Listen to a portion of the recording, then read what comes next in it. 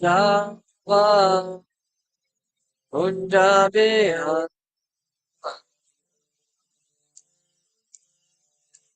Gopijana Laba Girivarada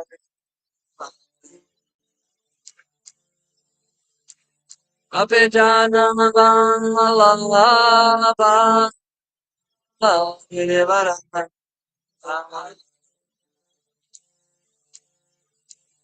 Yashoda Nandana Atajanara Yashoda Nandana Atajanara Ate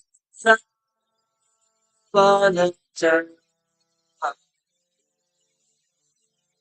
Yamunitira Vanachana Jaya Rajan Mahadava Akundabeya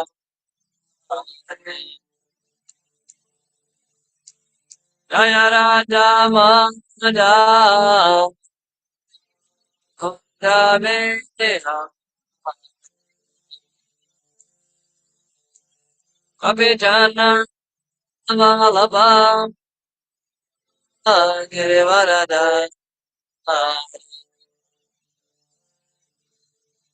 Kapijana Malaba Girivarada Yashodana Dana Rajajanana Dana Yashodana Dana Rajajanana Dana Rate Vana Chanmani Yamunate Vana Chanmani Jaya Matama Java Javya Jaya Matama Java Javya Hare Krishna Hare Krishna Krishna Krishna Hare Hare Rama Hare Rama Rama Rama Hare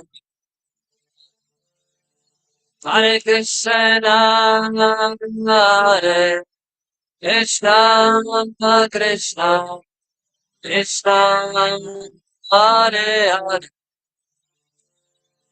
Hare Rama Hare Rama Rama Rama Hare Hare Krishna Hare Krishna Krishna Krishna Hare Hare Rama Hare Rama Rama Rama Hare Hare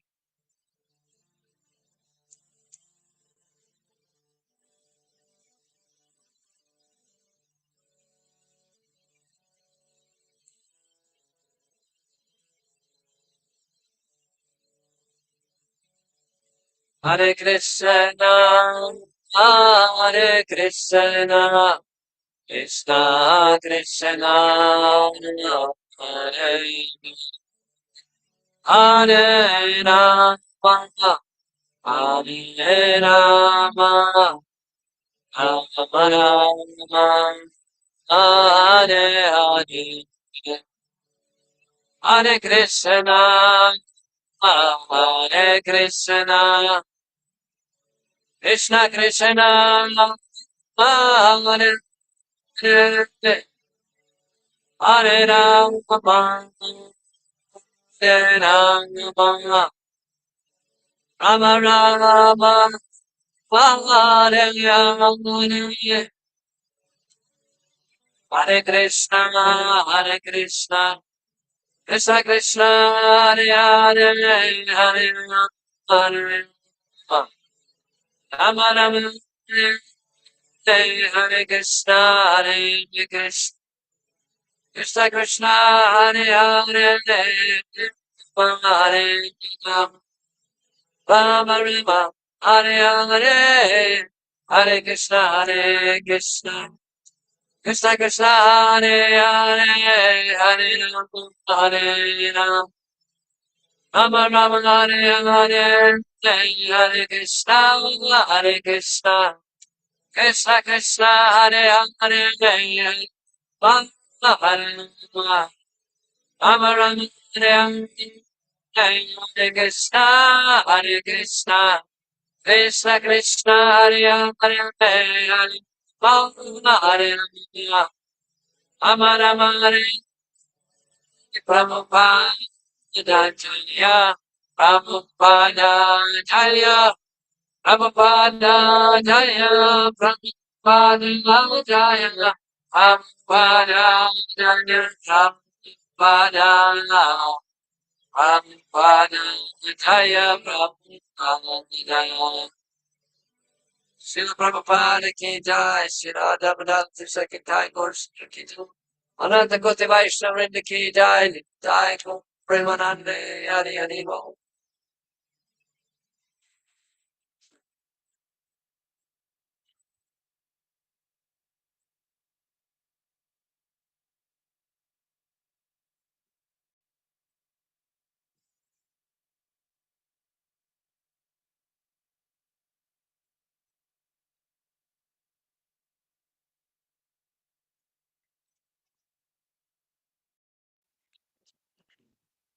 Hare Krishna, dear devotees.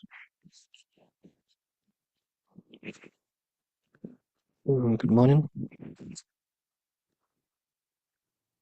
Welcome to Srimad Bhagavatam morning class. I hope the sound is better. Om Namo Bhagavate Vasudevaya. Om Namo Bhagavate Vasudevaya. Om Namo Bhagavate Vasudevaya. We're reading from the 6th canto of Srimad Bhagavatam, chapter 7, Indra offends Brihaspati, verses 25 to 30. Tadvishwarupam bhajatashu vipram tapasvinam tvashtram athatma vatam sabhajito sa vidhasyate vo yadikshamishadvam utasya karma.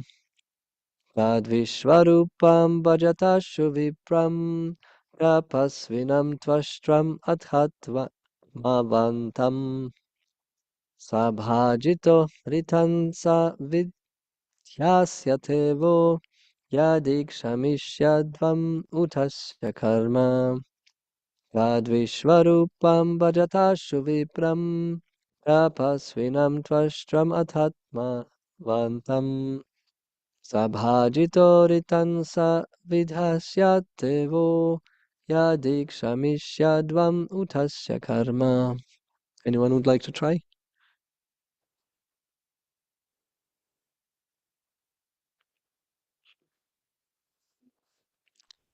Sarveshwarupam Vajatashu Vipram Tapasvinam Vashram Atatmavantam Sabhajitorn Sa Sarhasyate Vo Yadi Kamish Yadvam Utasya Karma. Anyone else?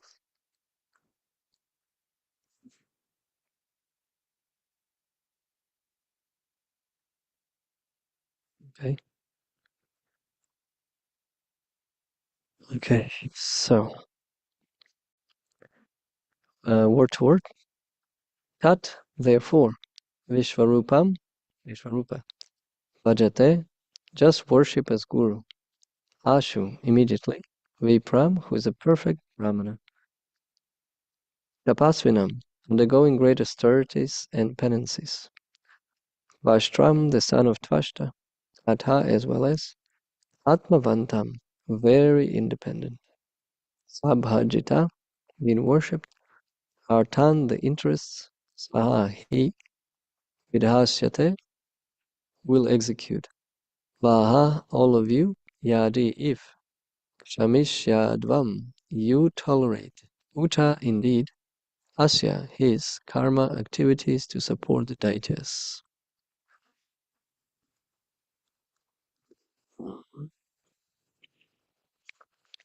Translation.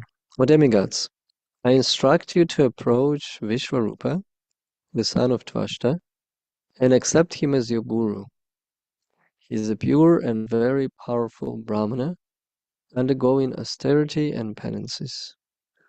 Pleased by your worship, he will fulfill your desires, provided that you tolerate his being inclined to side with the demons. Purport. Lord Brahma advised the demigods to accept the son of Tvashta as their spiritual master, although he was always inclined toward the benefit of the asuras. Next verse. Shukovacha evam udita rajan brahmana vigata chvara rishim tvashtram upavrajya parishvadyedam abravan. Shall Shukadeva Goswami continued. Thus advised by Lord Brahma and relieved of their anxiety, all the demigods went to the sage Vishvarupa, the son of Tvashta. My dear king, they embraced him and spoke as follows. Sri Deva Uchuhu Vayam te tithaya prapta ashramam bhadramastute kama sampadyatam tata pitrinam samayochitaha. The demigods said, Beloved Vishvarupa, may there be all good fortune for you. We, the demigods, have come to your ashrama as your guests. Please try to fulfill our desires according to the time, since we are on the level of your parents. Utranam hi paro dharma pitri shushanam shatam api putra vatam brahman kim uta brahmacharinam. O Brahmana, the highest duty of a son, even though he has sons of his own, is to serve his parents. And what to speak of a son who is a brahmachari?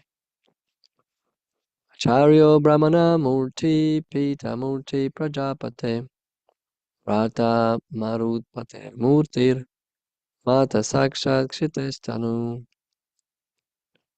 dayaya bhagini murtir dharmasya matihi svayam agner abhyagato murti sarvabhutani chatmanam.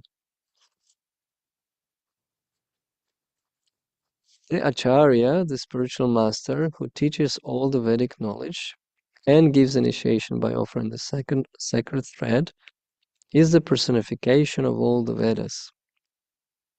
Similarly, a father personifies Lord Brahma, a brother, the Indra, a mother, the planet Earth, and a sister, Mercy.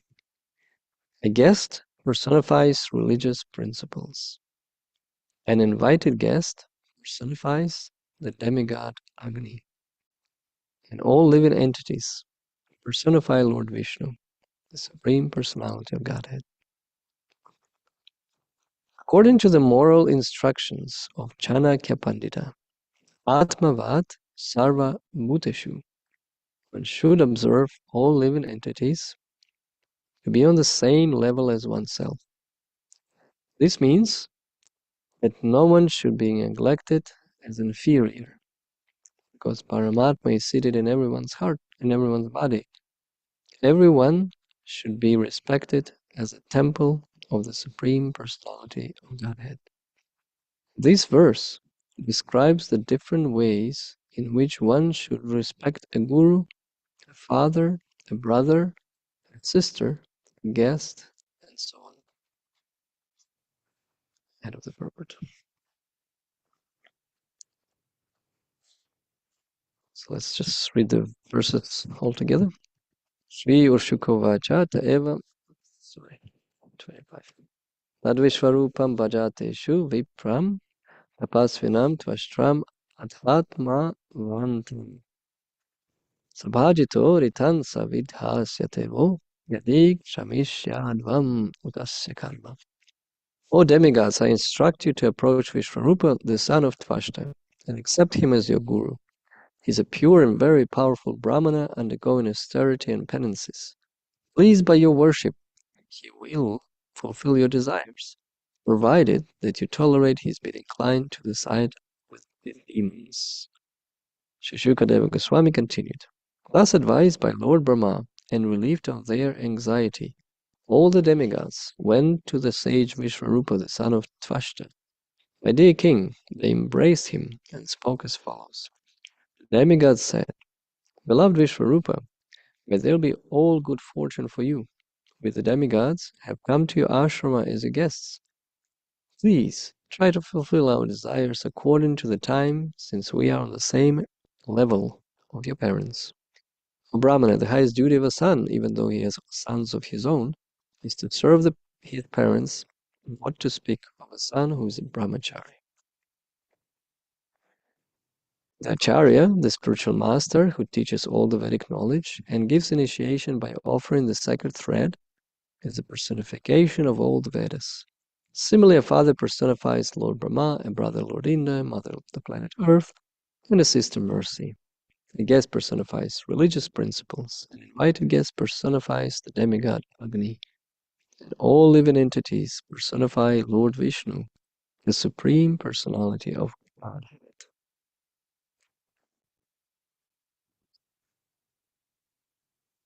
Okay.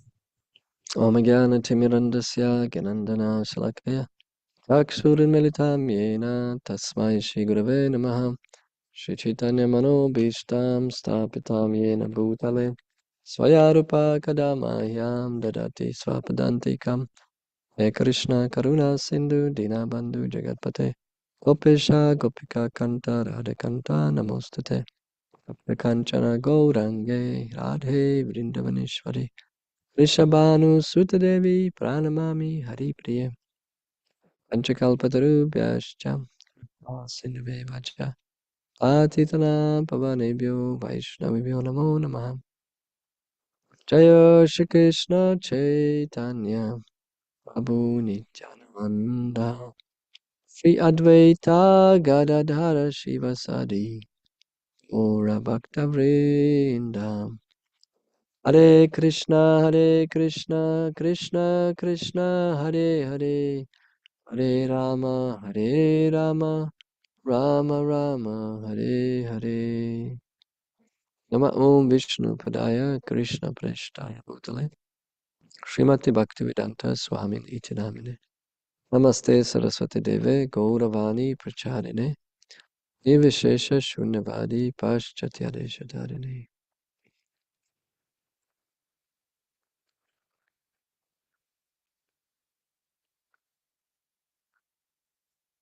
Okay, so we'll go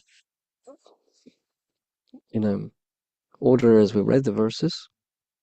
So the first verse today said about, well, Lord Brahma as the highest authority for all the demigods when they are in trouble or not understanding what to do. They approach an authority, and that's their benefit. The benefit is that they don't just concoct the decisions on their own. They go to somebody who is much more experienced, wise, and so forth, and eventually is the father of them all, as the last verse says, that Brahma, or father, represents Lord Brahma. So that's the position. And so now they're listening to his instructions. And the final part of that instruction is that you go and approach Vishvarupa, son of Tvashta, accept him as your guru. He's a pure and very powerful Brahmana, and they're going to start in penances. So the life of a Brahmana, as we know, is full of austerities. And it's a voluntarily taking up those austerities and penances in order to please the Supreme Personality of Godhead. And they also say, Brahma also says that if you worship him, he will fulfill your desires. Provided that you tolerate his being inclined to the side of the demons. That's quite interesting part. Because they approach the spiritual master, or they need the spiritual master in order to defeat the demons, and now they're approaching somebody who is qualified to be their spiritual master, but who has inclination towards the demons. Sounds quite contradictory, isn't it? It's like Bhishma Deva, he was fighting with Pandavas, but actually he was very affectionate towards them since the very beginning of their life, because when they were little babies or little boys, they were bereft of the father. And so grandfather Bhishma, he was very affectionate toward them to give them that fatherly love. He literally raised them basically with Vidura, being both affectionate towards them and substituting the deficiency of Kunti's being a widow. And yet when the time for the fight came, Duryodhana, he knew that since, because he was also raised there in the same place. So he knew about that affection and he was observing. He knew the strength of Bhishma. He was observing that he's not fighting to the fullest capacity. And so he indicated to Grandfather Bhishma, trying to use his diplomacy and words to disturb his Kshatriya spirit. I'm not fighting in full strength. Why you promised, and so forth. When a Kshatriya promises something, they really follow the word. And so Bhishma said, okay, tomorrow with these 5 arrows, I'll kill all the 5 Pandavas.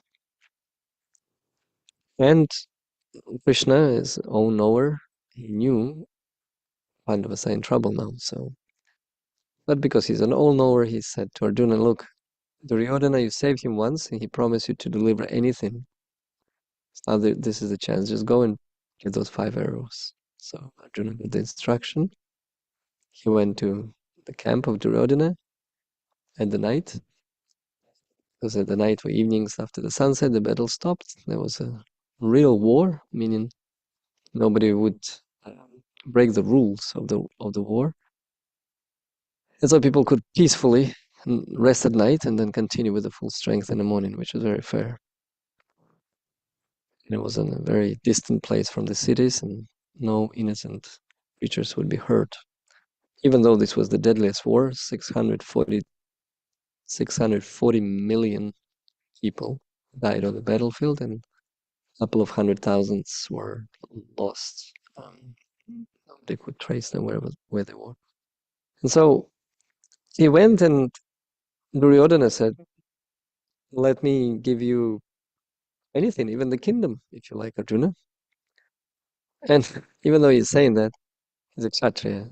And Kshatriyas know if they fight already, this is like, why would they beg for mercy in that regard? I mean, they're fighting for the kingdom, so why would he just now all of a sudden beg for the mercy? That's not Kshatriya spirit. So Arjuna was not into that. He said, that's all right, I'll fight for my kingdom, but since you promised to deliver me something, just give me those 5 arrows that you have. And bound by word, Duryodhana had to do it. And when Bhishma heard it, the next morning, no arrows, he said, never mind, I will kill Arjuna today, even without those arrows.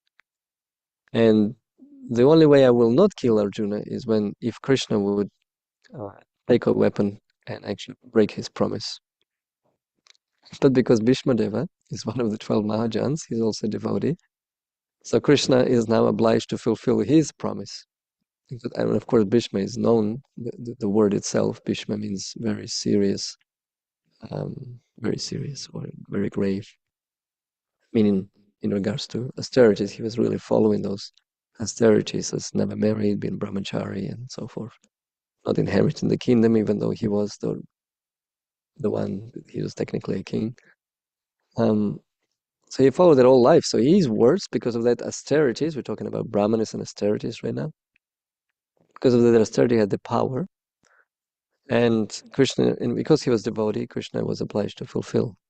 So in Krishna's interest was to save the Arjuna, because that was his plan. And now he had to fulfill the promise of Bhishma. So in order to Arjuna not to be killed, had to take the weapon. So he took that chariot wheel, breaking his own promise, but fulfilling the promise of his devotee. And Bhishmadev basically gave up at that point, right? So, but we could see how that affection, and of course that affection lasted till the very last breath. His father gave him the benediction to leave the body whenever he wants to leave the body. So even though Arjuna now promised to kill Bhishmadev and he killed him, his whole body was pierced with arrows. He was in a bed of arrows. He even made 2 arrows as a pillow for his head. And there he was lying, no blood left. The life force was still within the body by his mystic's power. He was waiting to speak to Yudhishthira, but to see them all finally becoming real kings, or Yudhishthira becoming the king of the whole kingdom righteously. So he was very, very glad, and he wanted to see that wonderful ending in his eyes. He wanted to see the Lord, but he also wanted to see the good ending of that long life with full of obstacles and sufferings, and so much so that he was crying, even though he was a great warrior. And so that affection lasted. So it's not something uncommon, having an affection, even though you can be in a different camp. So it's quite interesting. But it's, Mahabharata or that time that is described in Mahabharata, really showing the caliber of people, of something we cannot really grasp. How can you fight and love at the same time? These things. It's when you fight in Kali Yuga, you really outraged, angered, then you have no mercy whatsoever. No mercy. You want to devastate the person. Even amongst devotees, if devotees fight, as miserable as it is, it's quite often, because of the anger, it gets to the point that you don't want to kill the sin, sort of say, or kill the false ego, whatever, the bad character. You actually slaying the person. You're not helping that person to get rid of that whatever character trace or whatever was the disturbance. You're actually doing it in such a way that you are bringing that person down to a very miserable condition of their mind. So you're not helping, actually. You're not helping to improve. You're actually bringing the person to a depression or so forth, a discouragement. So it's a great art to actually encourage and not discourage, and how to do it. My spiritual master says that this is not a mundane art. It's not a mundane skill. It's not like I'm a good mediator or I'm a good interpersonal communicator or manager or whatever. It's the mercy of Lord Chaitanya. He's a perfect example of dealing with all the devotees in every single situation, not just with devotees of his caliber, I mean, his associates, but also his juniors, his seniors. Even though when they blasphemed him, he was very, very obedient. Lord Chaitanya Mahaprabhu. So it was very humble. He has exhibited through this whole life as a perfect devotee. That's his mission. To show a perfect acharya, to show a perfect example of a devotee and how to worship the Lord also. Of things going on. So that's whom we should be praying to in order to attain the skills to deal with the devotees and help them to improve when they are suffering or having some difficulty in a character that causes disturbance or whatever that is, or just behaving incorrectly, improperly. So anyway, so that's the instruction of Lord Brahma, and here we see what happens when you receive a good instruction if you heard it properly. So the first thing happens is the burden that you came with is left aside. It's no longer there. It says here, Shukadeva Goswami continued, Thus advised by Lord Brahma,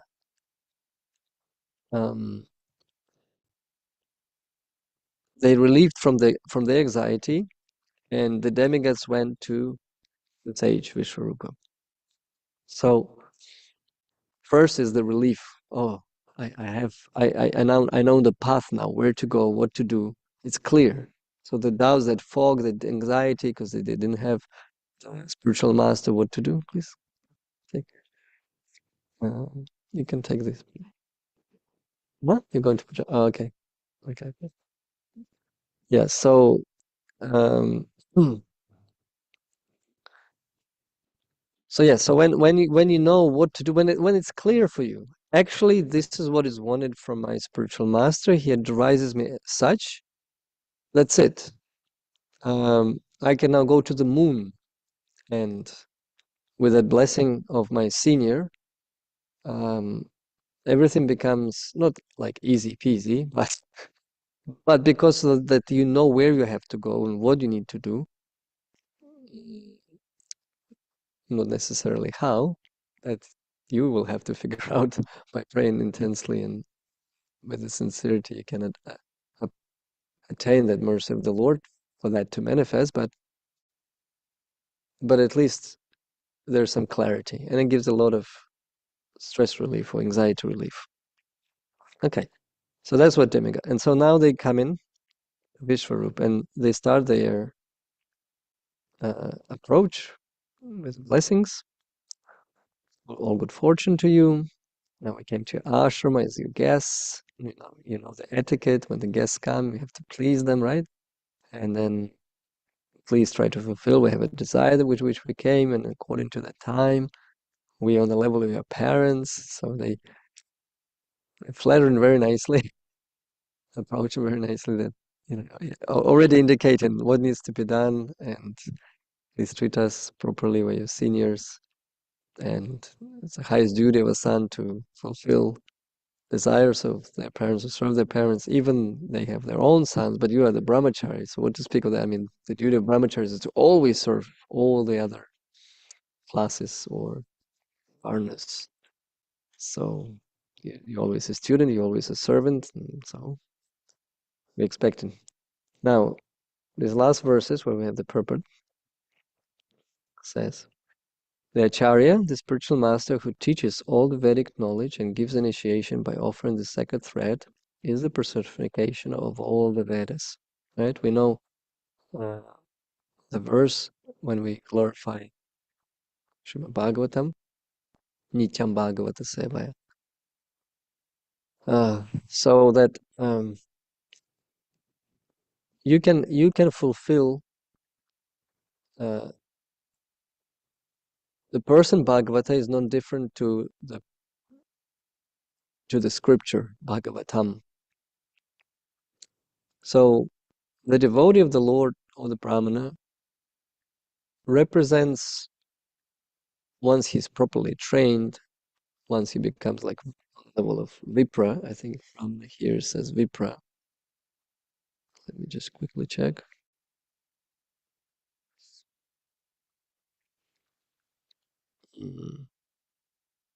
Where did I see it? I saw Vipra. Maybe not.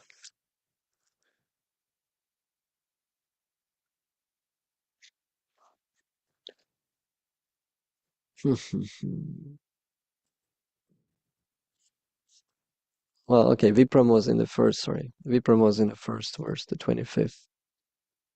And Vipra was there, a perfect Brahmana, right? So Vipra means the Brahmana that has the knowledge. It's not just like a beginning Brahmana, it's really a perfect Brahmana, as it says here in a word to word in verse 25. So it means perfect Brahmana means you got the Vijnana, you got realized knowledge, you really, your behavior is non different to those instructions in the Vedas because you follow them. Because you follow them, you're like an embodiment of that Vedas, because you just by looking and observing how a Brahmana or a Vaishnava behaves, with that you understand the principles or the essence of the Vedas or the knowledge within the Vedas, right? So, in other words, how to understand this? So, for example, let's take nectar instructions for a second, just the first verse. A sober person who can tolerate the urge to speak, the mind's demands, the actions of anger, and the urges of the tongue, belly, and genitals is qualified to make disciples all over the world. Right? And then you take Srila Prabhupada, for example, as a perfect acharya, and you read the Shastra, or say you take Bhagavad Gita, austerities of speech, right? You say words that are truthful, but in a pleasing manner. So Srila Prabhupada would, when he would preach, even though he was very sharp, he would say, I actually think you're a very good gentleman. But Krishna says, Mudha, right? So he would make a compliment. So even though he would be arguing with those scientists, godless scientists, most of the times, almost all the times, unless they were really demoniac or something, they would be coming up very happy, even though they've been completely defeated or even called an ass or, all sort of language could be used. But because there was love and because the Prabhupada was exhibiting that principle of, regular reciting the scriptures, he would do that. That was one of the strategies of the speech. He would say the words that are truthful. At the same time, he would say it in a pleasing way, not to disturb. Or if he disturbed, then he ensured that he has corrected that disturbance by, a second sentence or third sentence, that he would somehow mitigate that anxiety, unless he was chastising disciples or something. But that was a duty of a spiritual master to do. But in general, preaching terms, right? So the words were pleasing, truthful, or if disturbing, then he would rectify it immediately within that same conversation. So the person would come out actually benefiting. He would be able to understand, comprehend, think about it. Something would happen to the heart. Quite often they become either devotees or friends of devotees, many of those. When we take Bhagavad Gita, there's so many praises of his presentation of Bhagavad Gita as it is by so many scientists, and not scientists, but theologists and so forth, professors. Prabhupada was fond of that, and he was saying, include them in Bhagavad Gita, in the foreword or somewhere. So we take the instructions of Bhagavad Gita, or nectar of instruction, and we see how a Vaishnava or Brahmana behaves. 26 qualities of Vaishnava described in Srimad Bhagavatam. We take the Brahminical qualities in the 18th chapter of Bhagavad Gita. You read them and you see the Brahmana, and you see he actually personifies that. So that's how we can take that he is the personification of all the Vedas. Similarly, a father personifies Lord Brahma. We spoke about that already. A brother, King Indra. A mother, the planet Earth. And a sister, Mercy. Now, there's nothing in the purport about that. I mean, apart from the word that it describes the different ways in which one should respect a guru, a father, brother, sister, I guess, and so on. But I'm not going to speculate on those personifications much more. Of course, we understand the mother, the planet Earth, she gives, she provides, right? The brother Indra, I'm not sure how to comment on that. He gives the rains for sure. I mean, a sister Mercy, I can only tell from my experience how my sister is merciful to me, and definitely she's my mercy personified all the time, especially she's an older sister. And then the guest personifies religious principles, invited guest personifies demigod Agni. I don't know what to say about that. And all the living entities personify Lord Vishnu, the Supreme Personality of Godhead. That's what we can speak about. That's in the purport. And interesting enough, Srila Prabhupada comments first, quoting Chanakya Pandita. Now, Chanakya Pandita, you have to understand, even though he is a Brahmana, is not a Vaishnava as such, and all of his quotes that Prabhupada uses in so many times, in so many conversations, he very often quotes Chanakya Pandit. There's a compilation of Chanakya Pandit's quotes quoted by Srila Prabhupada. There are actually many more, but he has many favorites, and I did, in one lecture, quoted some of them, like, to look at the other woman as a mother, because it's not a Vedic principle, it's Chanakya Pandit's moral codes kind of compilation of how he presented. Prabhupada used it because the reason, like looking at someone else's assets or like as a garbage, right? So if Dina Palika has a nice phone, I look at her phone as a garbage. Not because I have a better phone, just because, in other words, I'm not interested. You're not looking even in the direction where the garbage is, because it usually stinks. The look is not nice. So you try and avoid. So you're not focusing on that. You're looking at, something else, sunrise, whatever. So that's the second one. What else? Anyway, there are so many quotes that he was, the get rid of the dead as a fire. Sorry, whenever there's a fire, death, or and disease, you have to immediately get rid of them. All sort of like different quotes. So to underline some basic principles of moral behavior, Prabhupada, he was he was attaining two goals at the same time: making human beings civilized human beings, a human being as such, by following the four regulative principles. And all of those four regulative principles, remember, they are corresponding to the four pillars of religious life. And religious life means civilized life. Without religion, there's no civilization as such. It's just savages. It's not a civilization. And we're not talking about tamasika religions or rajasika religions, or, in other words, in Shastras describe different injunctions for, for people with all sort of conscious level of consciousness in order for them to raise above it gradually. But those four principles that we're talking about is civilized human being society. It's not Brahminical yet, even though it's vegetarian and, it's pure. At the same time, it's a civilized human being society. We're supposed to correspond to the mercifulness, truthfulness, austerity, right? And what's the fourth one? Austerity, truthfulness, mercy, and cleanliness. I keep forgetting that. So something I have to work on. Forget only thing that you are deficient of. And so, yeah, so those four. And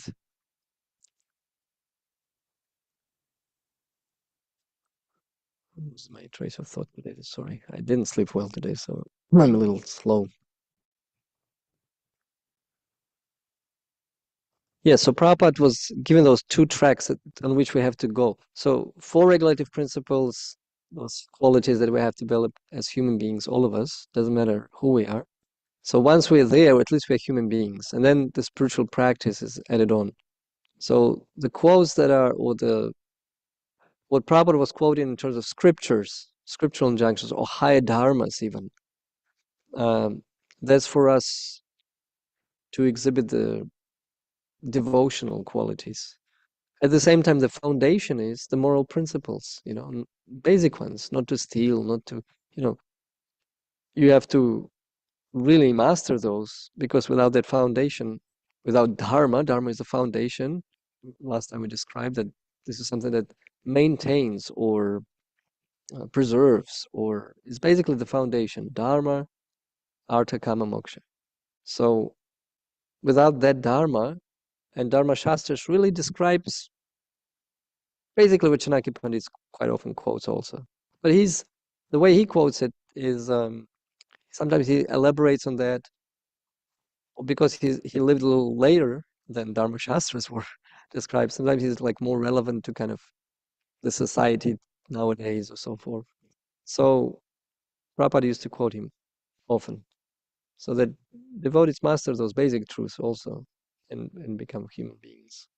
And so he starts with Chanakya Pandit, Atmavat Sarva Bhutashu. Although it is described in Bhagavad Gita that the Brahmana looks at everyone with equal vision, whether it's a dog or dog eater or Brahmana or so forth, elephant. But he relates to them differently, because even though he understands they all are the temples of God, of Vishnu, he sees the soul behind the body, yet he relates differently to each of them. Relate differently doesn't mean that he thinks they're inferior. As a very important point. When we see somebody different, we may have that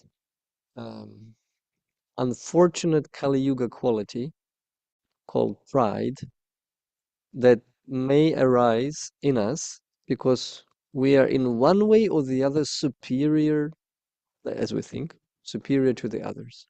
In other words, somebody doesn't have the knowledge yet, and because I have the knowledge, I may become proud. Well, I have the knowledge. I'm the mercy-given person. I'm the bestower of the knowledge. They are so ignorant. Look at them. They're so unclean. This is wrong. And Krishna doesn't like that attitude. He certainly punishes his devotees whenever they feel proud, as Indra is going through one of that right now. So Vaishnava is very merciful. He understands, we're all in ignorance in material world, and if we have the knowledge, this mercy of the Lord. It's not that we have just like manifested the knowledge from within and just all of a sudden. No, we're all products of mercy. You have to constantly remember that. I heard yesterday one Christian monk, and I'm really, really surprised. Not surprised in a sense that I didn't know that they exist, those real monks, but because this tradition in Greece, on the Afon island, is really, really long. It's like uninterruptedly for 1,000 years already. In other words, there is certain areas where Christianity preserved you can say, Guru Parampara relationship, that the young monks are learning from those elderly ones. And because it was preserved, they really are purifying their hearts. What he's saying is 100% what we learn in Bhakti. And to my shame, I can see this monk done much more better work in cleansing his heart than I did.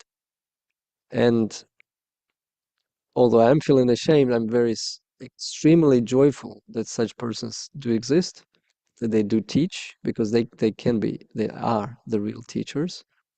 And all glories to the technologies. We would never ever find out about him. But because he is, by instruction of his senior, he started to use YouTube channel. After 20, how many? 20, around 20 years, he has not used any technologies at all. He didn't even know that computers exist because he became a monk when the computers did exist, but not as sophisticated as they are now. Video channeling and all that. So yeah, you can just feel and see his purity, how he describes. So he said an interesting thing, which is same as we understand, but the way he phrased it, I liked it a lot. He said, somebody asked him about pride, and he said, and he mentioned all of those sins, lust and greed and anger and all that, and he said, pride is the last one in that sequence. And the reason it's last one in that sequence is because every time you think you just defeated lust or anger or something, the pride comes immediately after that. It attacks you right after. Oh, I have defeated lust, or you become proud right at that moment. So the question was how to deal with that, with the pride. That was the question that he was answering.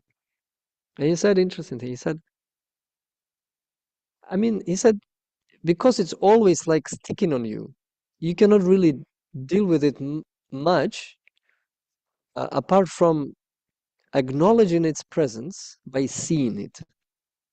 In other words, he said, you have to be very, very attentive all the time.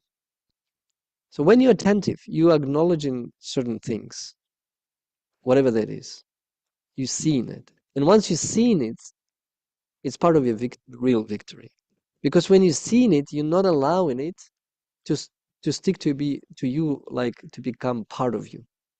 By seeing it, you can almost like laugh at it. You can, by constantly observing it or acknowledging its presence, you're not taking it too seriously. And at the same time, as time goes by and you constantly seeing it, in other words, you're constantly alerted with that particular one, you becoming more simpler and simpler, so much so that basically it cannot stick to you anymore. And it dissolves. It becomes smaller, smaller, and dissolves. he was given an example of his, they call them sages, or yeah, like wise men, like those seniors. They have a specific name, not father, but yeah, kind of like a father. And so he was given that example, how they, just are so simple that you're just not acknowledging it. But he's saying that whoever will glorify you, or whoever will, compare you to somebody great, oh, you exhibiting such and such qualities, he said, you just don't take it seriously. Because if you start saying, and he was exactly giving an example as we do, like, mm, oh no, I'm the lowest of the, I'm just the lowest of the servants and so forth. He said, you can try that, but he said, basically you are, in one sense, a little bit cheating, because you're not the lowest. He was like, it was constantly corresponding to the philosophy that we practice in. Anyway, sorry, just sharing something I got inspired recently by.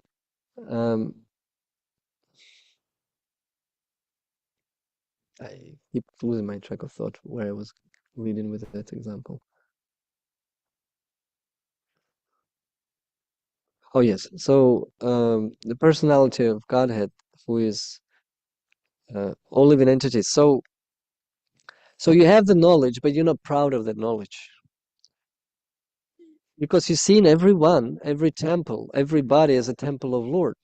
And he was actually, that monk, same monk, was given the nice example. He said, I saw how once monks were fighting because their church was supposed to be robbed or something, and so they were fighting to death. They were like almost killing each other with these bandits or whoever. Um, I'm not sure if it was bandits. Anyway, somebody, maybe it was like a different church, something, but they were trying to get that. Um, the paintings, not the paintings, the icons, what do they call them in Christianity? The paintings of the Jesus, or the paintings of the saints. Anyways, it's a special name for it. Icons in Russian language, but I don't know. So he said, but why? Why would you fight?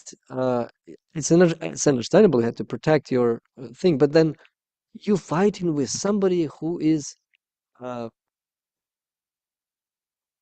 like we made by the form of God. So that form is the most precious form.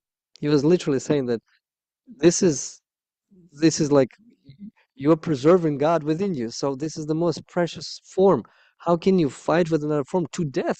He said, luckily nobody killed each other in that fight, but there was so much damage done to the bodies. Let them just take that. He's painting those paintings himself, making like this is a special art, how to make those icons. I don't know. I have to check the name in English. But uh, so those are like a holy pictures. It's like we can say how we have the image of the God is not different. So it's like windows to spiritual world. So they have the same. But he said, but the people are more important than this, than the temple itself and whatever in the temple is. You cannot just so uh, with so much violence fight and damage that form of God. And it's interesting, he still eats fish, but he is vegetarian. He gave up meat consciously, like forever.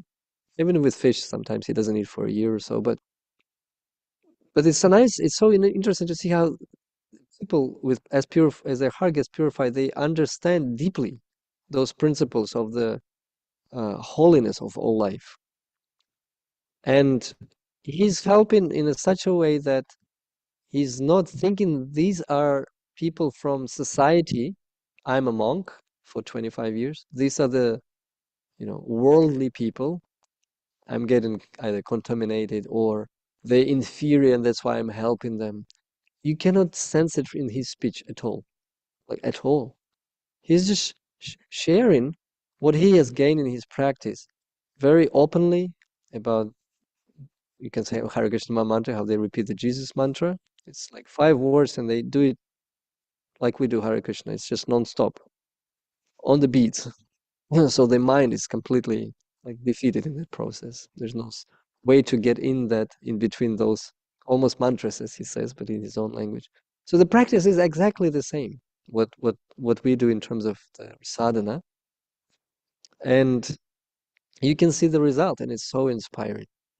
You can see not only in your own tradition, but in other spiritual tradition, how the devotee of the Lord is mastering that principle by seeing everyone equal, seeing them being the temple of the Lord, and acknowledging that fact and serving.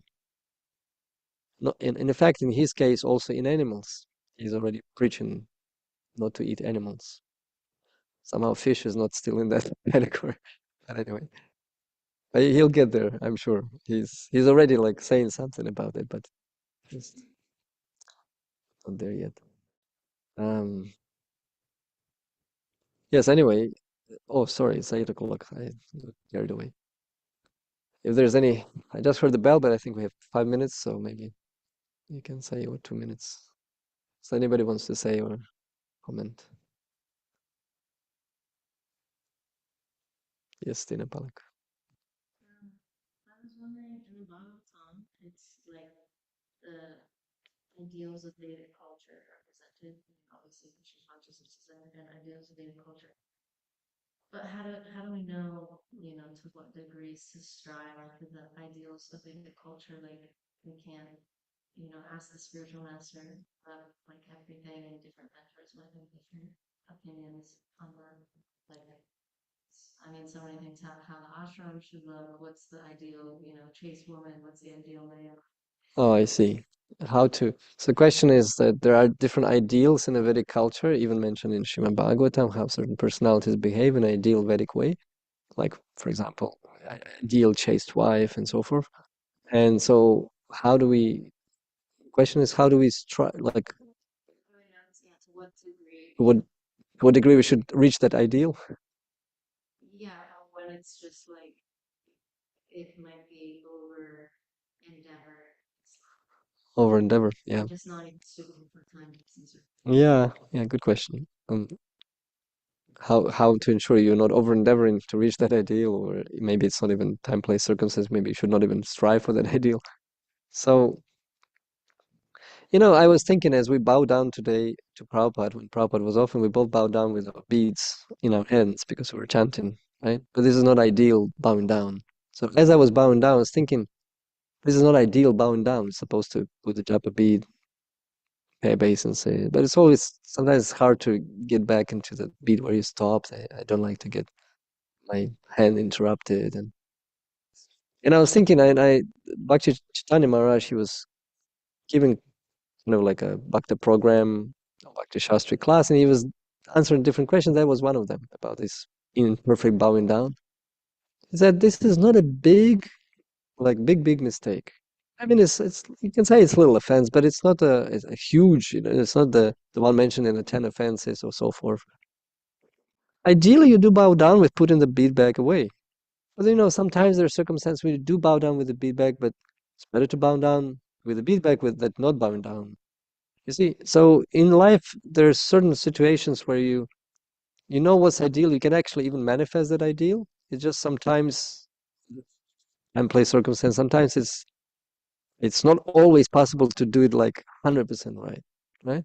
You should not chastise yourself for it, but you should acknowledge and understand it's not the best bowing down.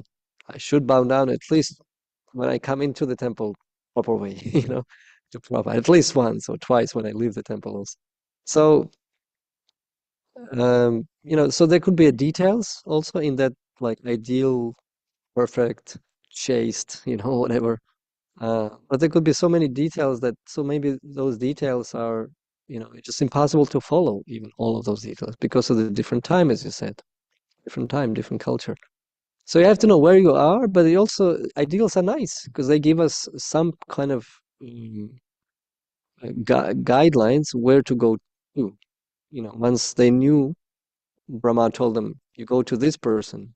They were relieved. At least we know but they're not like, uh, okay, I'm relieved, but then now I have to do it, and he's younger than us. How can he become our spiritual master? It's impossible. Now, what to do? I mean, can we go?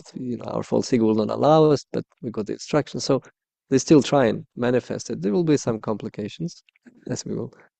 I know. So complications will be there on that path, on that journey. Once we know those ideals, at least we know where to go. And we can grow to as much as we can and still be encouraged. It's not like I have to be completely discouraged because I'm not there and I'm not at that ideal. I don't even want to be that ideal, maybe.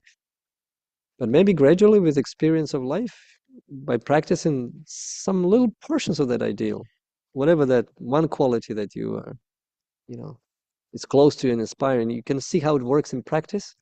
And then you, oh, I see. Now I see how to even preach that in my circle, in my circumstances. Shishira Damodar Ki Jai, Letitia Tiger Suzuki Jai. Sorry, we went a little.